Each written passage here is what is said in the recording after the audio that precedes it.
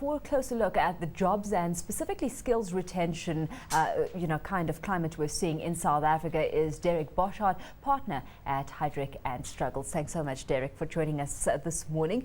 Thank you. We're looking at a deteriorating employment picture in South Africa, and as we see that, we start to explore some of the factors that are coming to bear. And on the radar screen is South Africa's ability to actually attract and retain talent. We rank 45 out of 60 countries analysed in the latest global talent index. Is that an improved position we're looking at, or deteriorating as well? Well, we seem to have moved backwards in just about every category on the talent index, which we produce every 5 years together with The Economist.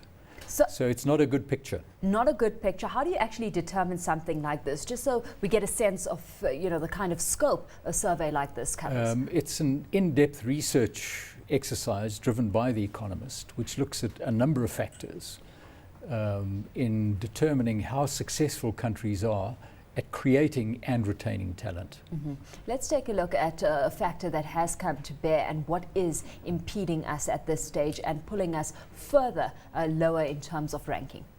Well, I think there are a number of them. If you look at the countries that are being really successful in the talent race, and bearing in mind there is a global talent shortage with aging populations, etc. So the competition is getting very aggressive.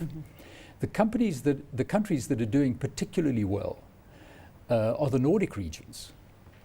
4 of the 5 top countries in terms of talent creation and retention are Nordic countries.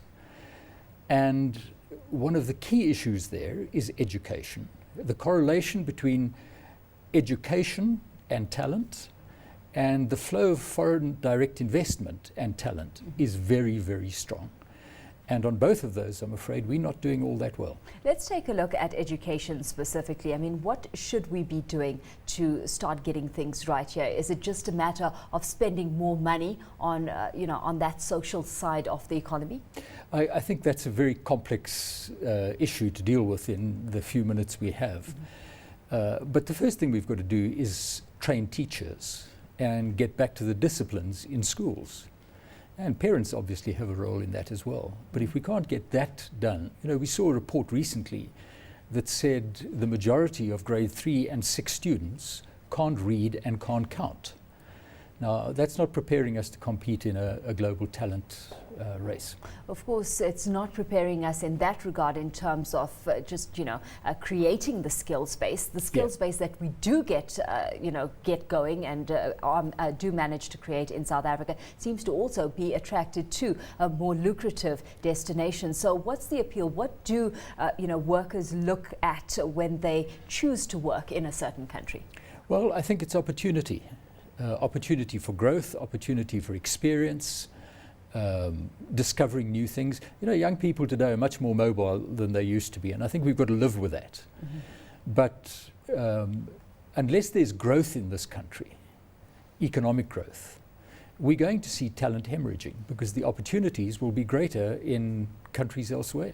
Of course, this is in a context where in South Africa, there's an entire debate on the quality of job that's created and, how we venture forth in that regard. Do you think that that is a worthwhile debate, or is it just a matter of creating some kind of job to get the workforce working in some way or another? I don't think it's a question of creating jobs. I think it's a question of creating people who are able to fill those jobs. Those who are coming out with a good education in the country are being targeted globally, and it's being made very attractive for them. So we need to look at how we keep people here, and that's where the flow of foreign direct investment into the country is absolutely critical.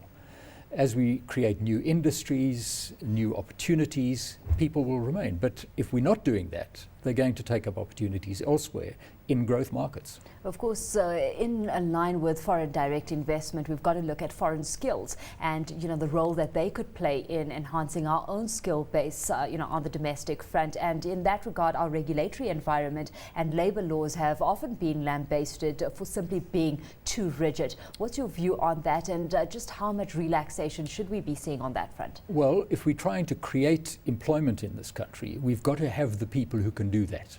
And our education system isn't providing that. So we're going to need to import people who can create those jobs, the entrepreneurs, the technically skilled people who can drive that growth in Africa. Just how much of a debate do you see that triggering, where we've got our own employment levels sitting pretty low at this stage? I'm sure there's going to be a number of constituencies who are not happy with that. But we've got to be realistic about it. So where you've got a figure like, 17th fastest growing workforce, that's where South Africa stands right now. Is that just a matter of a low base effect taking effect? Yes, it is. Okay. I'm sure that's the issue. The other thing we're struggling with also now is that the growth in Africa is becoming very aggressive. If you look at the explosion in the mining industry in Africa at the moment, it's phenomenal. And you know where the skills are coming from. Yeah.